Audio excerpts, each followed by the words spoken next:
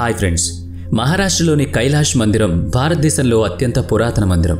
కొన్ని వందల సంవత్సరాల క్రితం నిర్మించబడింది. అప్పట్లోనే ఎంత సాంకేతికత ఉపయోగించి ఈ నిర్మాణం చేపట్టారో తెలియదు, కానీ ఇప్పుడు ఇంత సాంకేతికత అభివృద్ధి చెందినా కూడా ఇలాంటి నిర్మాణాలు చేయలేమన్నది మాత్రం నిజం. ఆ కాలంలోనే ఇటువంటి నిర్మాణం ఎలా చేపట్టారో అన్నది శాస్త్రవేత్తలకు కూడా తెలియక ఆశ్చర్యపోతున్నారు. అసలు ఈ నిర్మాణం ఎప్పుడు జరిగింది, ఎవరు నిర్మించారు అన్న విషయాలు కూడా తెలీదు. ఇది ఒకటే కాదు, ఇలాంటి నిర్మాణాలు మన దేశంలో ఎన్నో ఉన్నాయి. ఇలాంటి ఎన్నో ఆశ్చర్యకరమైన నిర్మాణాల గురించి ఈ వీడియోలో మనం తెలుసుకోబోతున్నాం. అందులో మొదటిగా కైలాష్ మందిరం, మహారాష్ట్ర. అజంతా, ఎల్లోరా గుహలు, వాటి అందాల గురించి మనం ఎప్పుడూ వింటూనే ఉంటాం. అక్కడ కళాకృతుల గురించి ఎంత చెప్పినా తక్కువే. వాటిని చూస్తూ ఉంటే అలా చూడాలి అనిపిస్తుంది. వాటిలో ఉన్న రాతినే, కొండనే గుడిగా మలిచిన దైవ సన్నిధి కైలాస ఆలయం. మహారాష్ట్ర ఔరంగాబాద్కు 50 కిలోమీటర్ల దూరంలో ఉన్న ఎల్లోరా గుహల్లోని కేవ్ 16లో ఈ ఆలయం ఉంది.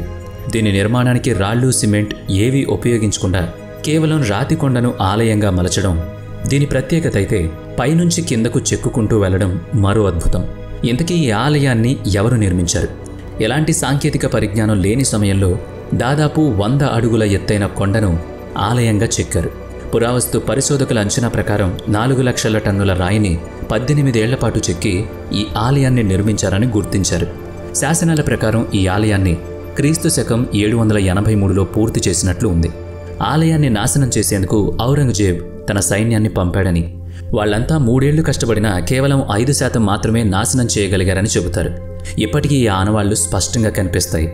ఆలయ గోడలపై రామాయణం, భాగవతం, మహాభారత గ్రంథాలను శిల్పాలుగా మలిచారు. ఆలయ ఆవరణలోని స్తంభాలపై చెక్కిన శిల్పాలు ఆకట్టుకుంటాయి. ఆలయ నిర్మాణమే పెద్ద మిస్టరీగా భావించారు, కానీ మరో ముఖ్యమైన మిస్టరీ ఉంది. ఈ మొత్తం నిర్మాణాన్ని పరిశీలిస్తే దీన్ని నిర్మించడం మనుషుల వల్ల కాదంటున్నారు. ఎందుకంటే ఆలయంలో చెక్కిన 2 అడుగుల సొరంగంలో మనిషి వెళ్లడం అసాధ్యంగా కనిపిస్తుంది. అలాగే ఆలయం దిగువన గుండ్రటి రంధ్రాలు కూడా చాలా లోతుగా ఉన్నాయి. ఇదంతా గమనిస్తే ఈ ఆలయం కింద ఓ పట్టణం ఉందంటున్నారు. ఈ చిన్న గుహ నుంచి కిందికి వెళ్లాలంటే అతి చిన్న మనుషులు లేదా పిల్లల వల్లే సాధ్యం. అంటే 1000 ఏళ్ల క్రిందట ఏలియన్స్ ఇక్కడ సంచరించాయా? ఈ నిర్మాణాన్ని అవే చేశాయా అనే సందేహాలు వ్యక్తమవుతున్నాయి.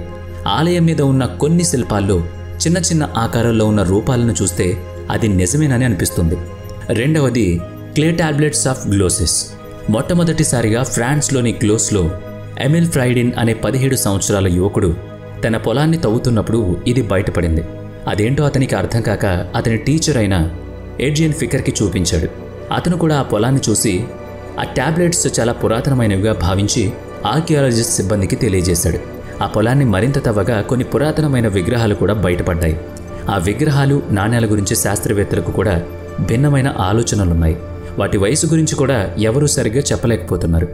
భవిష్యత్తులో వీటి గురించి ఏదైనా తెలిసే అవకాశం ఉందేమో, కానీ వీటిని మొట్టమొదటిసారిగా కనిపెట్టిన ఏమిల్ మాత్రం 2010లోనే అదే మట్టిలో కలిసిపోయాడు. ఇక మూడవది సెమెంటరీ ఆఫ్ ద ఫైన్ పీపుల్. 1974లో ఇటలీలోని సార్నిక్ ప్రదేశం రాత్రికి రాత్రి అందరి దృష్టిని ఆకర్షించింది. ఒక వ్యక్తి తన పొలాన్ని లోతుగా దున్నేసరికి కొన్ని విగ్రహాలు బయటపడ్డాయి. అవి చూడ్డానికి శాస్త్రవేత్తలకు బ్రాంజ్ ఏజ్కి సంబంధించిన విగ్రహాలని అనుకున్నారు. అప్పటి కాలంలో బ్రతుకున్న ఎవరో ప్రముఖుల విగ్రహాలు అనుకున్నారు. కానీ పరిశోధన చేసిన మీదట తెలిసింది అవి అంతకన్నా పురాతనమైనవని. గ్రీకు నాగరికతకు సంబంధించిన విగ్రహాలని కూడా అనుకున్నారు. ఈ విషయం అక్కడ మొత్తం పాకిపోయింది. రాత్రికి రాత్రి ఇంత పురాతనమైన వస్తువులు ఉన్న పొలానికి ప్రజలు తండోపతండాలుగా రావడం ప్రారంభించారు.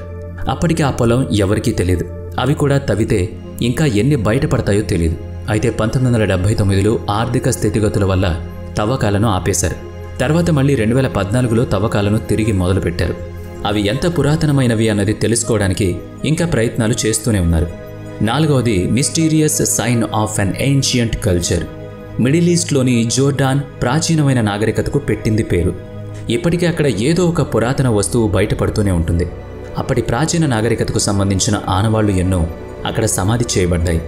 జోర్డాన్ రాజధాని అమన్లో ఒక హైవే నిర్మాణం చేపట్టడానికి జరిపిన తవ్వకాల్లో కొన్ని ప్రాచీన విగ్రహాలు బయటపడ్డాయి. వాటిలో ఒక విగ్రహం అచ్చం ఒక రాజును పోలుంది. దానికి తిరిగి మళ్లీ అంతిమ సంస్కారాలు చేసి సక్రమంగా సమాధి చేశారు. ఆర్కియలాజికల్ పరిశోధకులు ఈ విగ్రహాలను 7 మిలీనియం BC నాటివి అంటున్నారు. ఇంకా వాటికి సరైన వయసు నిర్ధారణకు రాలేదు. ఇక ఐదవది టూల్ విత్ న్యూక్లియర్ ఫంక్షన్.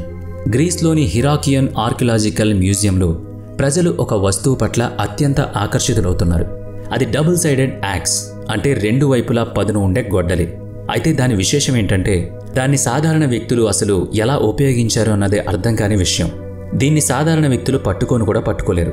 అందుకే ఎవరైనా రాక్షసులు దీన్ని ఉపయోగించారేమో అన్న భావన కూడా కలుగుతోంది. మీనియన్ నాగరికతలు భగవంతుని ఈ రూపంలో పూజించేవారేమో అన్న అనుమానం కూడా ఉంది. భవిష్యత్తులో బహుశా తెలుసుకునే అవకాశం ఉంటుందేమో. 6వది proof of the existence of Giants.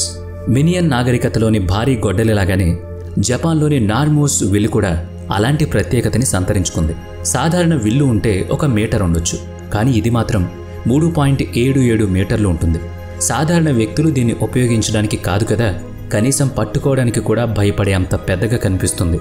ఖచ్చితంగా జైంట్స్, రాక్షసుల వంటి మనుషులు అప్పట్లో ఉండేవాళ్ళని దీన్ని చూస్తే అర్థమవుతుంది. వీడియో నచ్చితే లైక్ చేయండి, షేర్ చేయండి. ఇప్పటి వరకు మన ఛానల్ని సబ్స్క్రైబ్ చేసుకున్నట్లయితే ఇప్పుడే సబ్స్క్రైబ్ చేసుకుని పక్కనే ఉన్న బెల్ ఐకాన్ మీద క్లిక్ చేయండి. నెక్స్ట్ వీడియోలో మళ్ళీ కలుద్దాం. Thanks for watching.